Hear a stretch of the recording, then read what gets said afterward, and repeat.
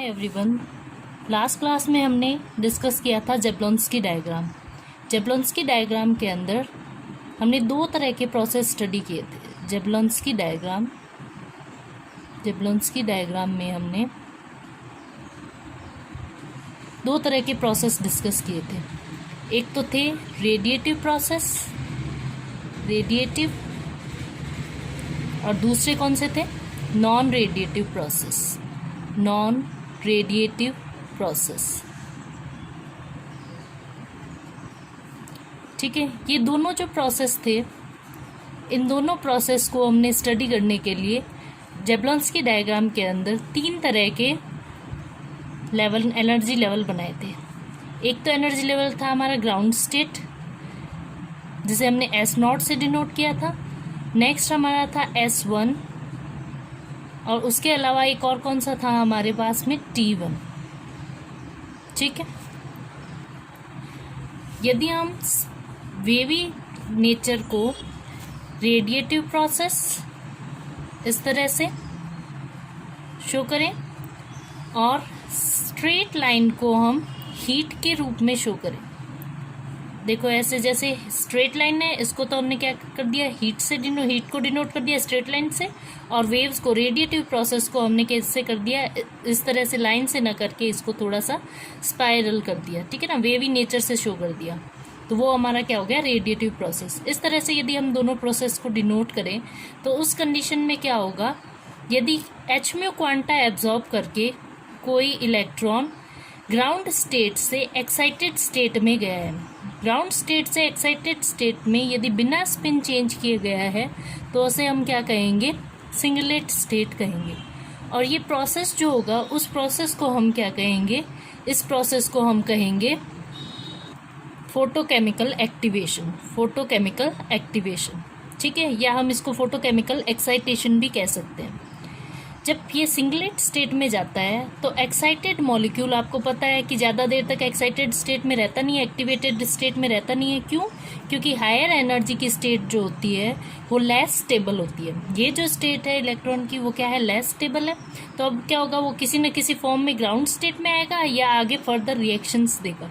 ठीक है, तो इस प्रोसेस में ये दो तरह से अपनी एनर्जी रिलीज कर सकता है। या तो क्या करे, वापस से रेडिएटिव फॉर्म में hν' के रूप में, या फिर क्या कर सकता है? स्ट्रेट हीट के रूप में।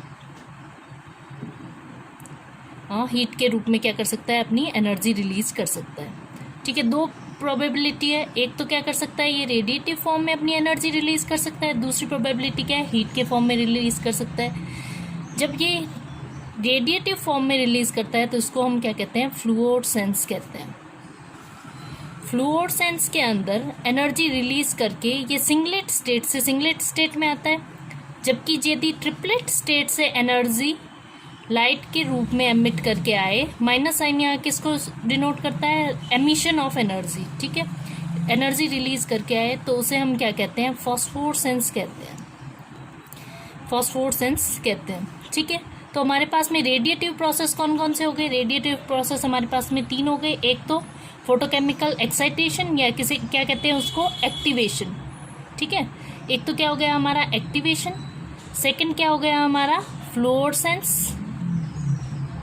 और थर्ड क्या, कौन सा हो गया हमारे पास में?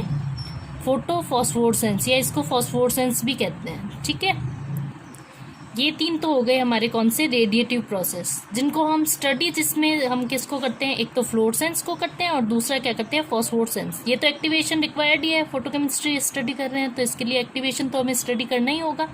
तो हम किसको कंसीडर करते हैं? फ्लोरोसेंस को और फॉस्फोरेसेंस को। ठीक है, नेक्स्ट जो है हमारे non radiative process. Non radiative process कौन कौन से पढ़े अपन ने? एक तो यहाँ पे हीट रिलीज हुई थी और एक यहाँ पे हीट रिलीज हुई, ये इंटरनल कन्वर्जन और इंटर सिस्टम क्रॉसिंग। ठीक है, जब सिस्टम क्रॉस होता है, सिस्टम क्रॉस होने का मतलब क्या है? मल्टीप्लिसिटी चेंज हो रही है। यहाँ सिंगलेट स्टेट थी, यहाँ से कहाँ चला गया? ये ट्रिपलेट स्टेट में चला गया, तो मल्टीप्लिसिटी चेंज हुई है। यहाँ स्पिन क्या था? -हाफ था, -हाफ से एक्साइट होके -हाफ ही स्टेट में आया, तब ये सिंगलेट थी। अब यदि ये अपना स्पिन चेंज कर लेता है तो क्या कर लेता है? +हाफ में कन्वर्ट हो जाता है। इसमें हीट रिलीज हुई तो इसे हमने क्या कह दिया? इंटर सिस्टम क्रॉसिंग कह दिया। ठीक है, और ये क्या हो गई हमारे पास में?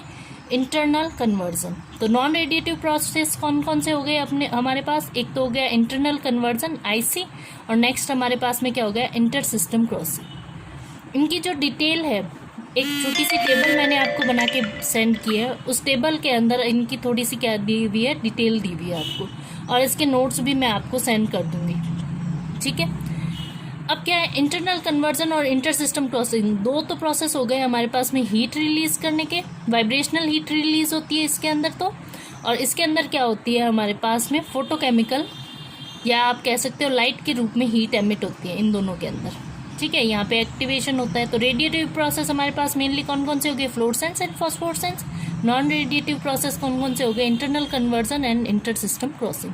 दो हमारे पास में क्या हो गए, नॉन रेडिएटिव प्रोसेस हो गए। अब इसकी थोड़ी सी डिटेल हम स्टडी करते हैं रेडिएटिव प्रोसेस की, ठीक है। इंपॉर्टेंट कौन से हमारे पास में, रेडिएटिव प्रोसेस, ठीक है। रेडिएटिव प्रोसेस में फ्लोरेसेंस और फॉस्फोरेसेंस, इनकी हम डिटेल स्टडी करते हैं। फ्लोरेसेंस के अंदर ट्रांजिशन जो होता है प्रोसेस के अंदर, वो क्या होता है, singlet excited state to singlet ground state में होता है, ठीक है।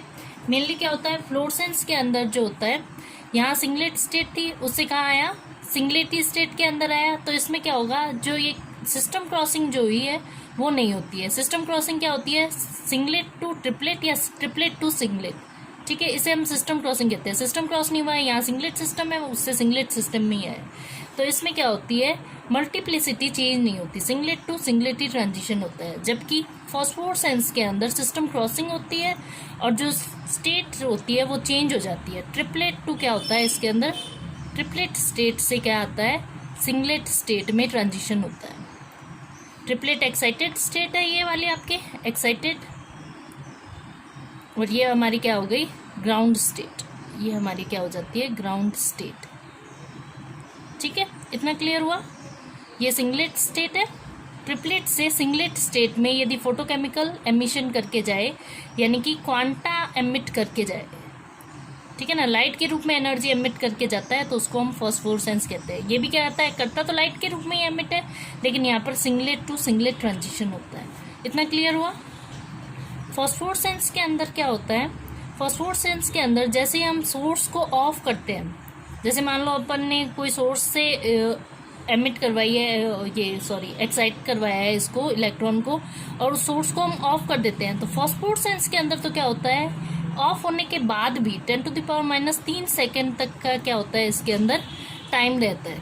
जबकि लाइट हमें दिखाई देती रहती है 10⁻³ सेकेंड तक, लेकिन इसमें क्या होता है 10⁻8। फ्लोरेसेंस के अंदर 10⁻8 सेकेंड का ही टाइम कंज्यूम होता है। इसलिए क्या होता है, जैसे ही सोर्स ऑफ होता है, लाइट भी क्या हो जाती है, ऑफ हो जाती है, ठीक है। हमें लाइट दिखनी, चमक जो होती है उस मॉलिक्यूल की दिखनी बंद हो जाती है। फ्लोरेसेंस के अंदर क्या होता है, सिंगलेट से सिंगलेट ट्रांजिशन होता है, यानी कि क्या होगा, सिंगलेट स्टेट ही क्या होगी, इसके अंदर एक्साइटेड स्टेट होती है। तो इस कंडीशन में कोई भी केमिकल रिएक्शन कंसीडर नहीं होती, केमिकल रिएक्शन नहीं होती है, कोई भी केमिकल रिएक्शन अकर नहीं होती है, ठीक है, नहीं होती है। इसके अंदर क्या होती है, ट्रिपलेट स्टेट से होता है। तो यदि फॉस्फोरेसेंस नहीं होता है और क्या आ जाए, ट्रिपलेट स्टेट के अंदर इलेक्ट्रॉन आ जाए, ट्रिपलेट स्टेट के अंदर इलेक्ट्रॉन हो, तो क्या होता है, इसके अंदर आगे केमिकल रिएक्शंस हो सकती है, केमिकल रिएक्शन हो सकती है। मोस्टली रिएक्शन क्या होती है, ट्रिपलेट स्टेट से ही होती है, जबकि सिंगलेट स्टेट से ज़्यादातर रिएक्शन नहीं होती है, सिंगलेट स्टेट से रिएक्शंस नहीं होती है, ठीक है ना। इतना क्लियर हो गया आप लोगों को। नेक्स्ट हम रेडिएटिव और नॉन रेडिएटिव प्रोसेस के अंदर अपन ने बात कर ही ली थी, इंटरनल कन्वर्जन नॉन रेडिएटिव के अंदर और इंटर सिस्टम क्रॉसिंग की, ठीक है। जेब्लोंस्की डायग्राम आपके एग्ज़ाम के लिए, एग्ज़ाम पॉइंट ऑफ व्यू से बहुत ज़्यादा इंपॉर्टेंट टॉपिक है, और इसमें से क्वेश्चन श्योरली आता है, क्योंकि यही एक ऐसा क्वेश्चन है जो आपके इस चैप्टर के अंदर, इस यूनिट के अंदर क्या हो सकता है, मार्क्स को होल्ड कर सकता है, ठीक है।